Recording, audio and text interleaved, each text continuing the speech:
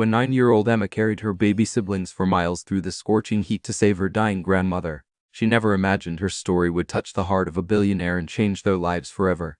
The morning sun burned fiercely over the dusty village road as 9-year-old Emma adjusted the freight sling holding her twin baby siblings. Her bare feet blistered against the scorching earth, but she pressed forward, her faded dress soaked with sweat. Behind her, their tiny hut grew smaller, its crumbling walls sheltering the frail figure of her grandmother, the only parent Emma had ever known, now lying deathly still on a worn mat. "Hold on, Nan," Emma whispered, her voice cracking as she kissed the twins' feverish foreheads. "I'll find help." The road stretched endlessly before her, lined with withered crops and empty animal pens. Their neighbors had nothing left to give after years of drought.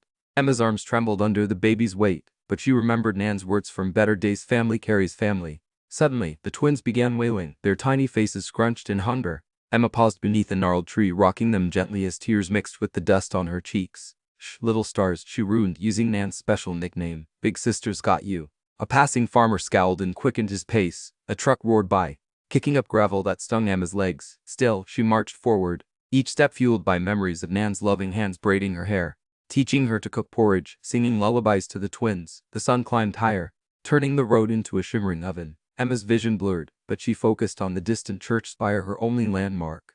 "Just reach the town," she told herself, adjusting the sling. "Find the doctor, save Nan." Her legs wobbled dangerously as the twins grew heavier. A crow awed overhead, sounding like Nan's weak cough. Emma's heart pounded. She couldn't fail, wouldn't fail, not when her whole world depended on this desperate walk. Emma's knees finally buckled near the town's outskirts, her small body collapsing under the relentless sun.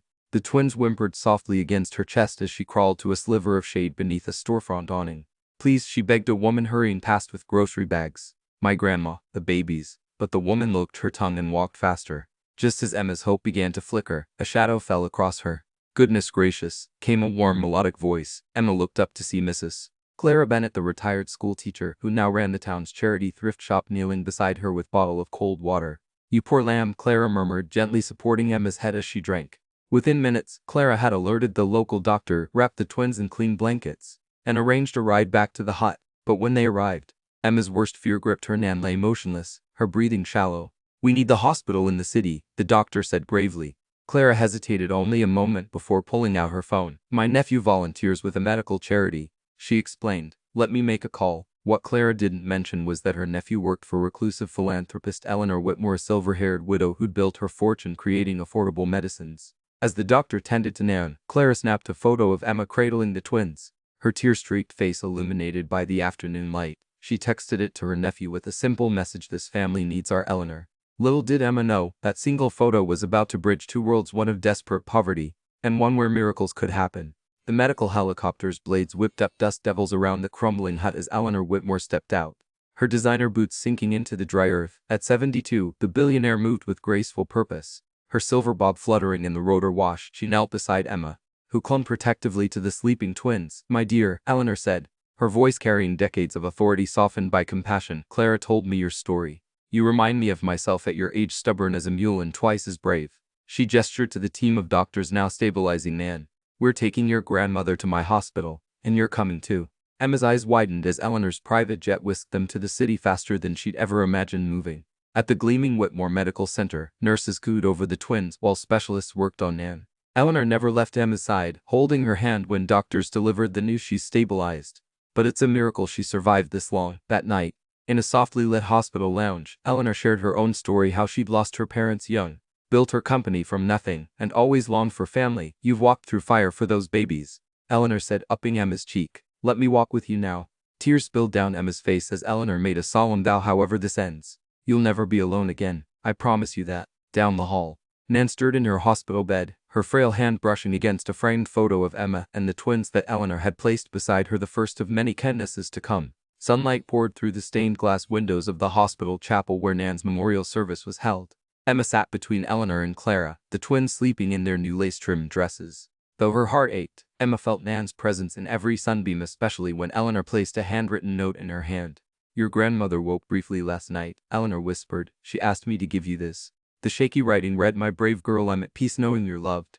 Let your new mama care for you like I would." Tears blurred the words as Eleanor enveloped Emma in a hug that smelled like lavender and safety. The next morning, Eleanor's limousine brought them to Willowbrook Estate No Mansion. but a cozy ivy-covered home with a garden full of roses Nan would have loved. Emma's room overlooked a pond where ducks glided, and the twins' nursery was stocked with handmade quilts from Clara. That evening, as Eleanor helped Emma bake cookies just like Nan used to, the lawyer arrived with adoption papers. "This makes us officially family," Eleanor said, her signature flowing beneath Emma's careful printing. Later, rocking the twins to sleep in their nursery, Emma hummed Nan's lullaby. Eleanor paused in the doorway, her eyes shining. "She'd be so proud of you," she murmured. Emma smiled through tears. "We're going to be all right, aren't we?" Eleanor kissed her forehead. "Better than all right, my dear. We're going to thrive." Outside, fireflies danced like tiny stars, lighting the way to their new beginning. 5 years later, Willowbrook Estate buzzed with laughter as Emma, now a confident 14-year-old, arranged flowers for Eleanor's 77th birthday party.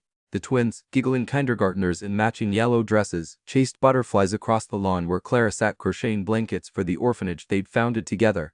Photographs lined the mantel, Emma receiving an academic award, the twins' first day of school. Eleanor teaching them all to bake Nan's famous apple pie. As guests arrived, Eleanor pulled Emma aside, her hands trembling slightly with age but her grip firm with love.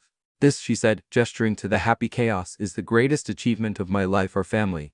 That night, under a starry sky, Emma visited Nan's rose garden, now flourishing with Eleanor's care. "We did it, Nan," she whispered, touching the engraved memorial stone. "Just like you wanted." Inside, Eleanor waited with photo albums and bedtime stories, the twins already nodding off on her lap.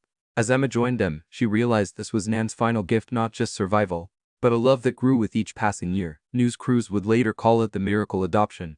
But to Emma, it was simply life with Grandma Eleanor, full of cookies, laughter, and the unshakable knowledge that family isn't just who you're born to, but who chooses to walk beside you hand in hand through every season.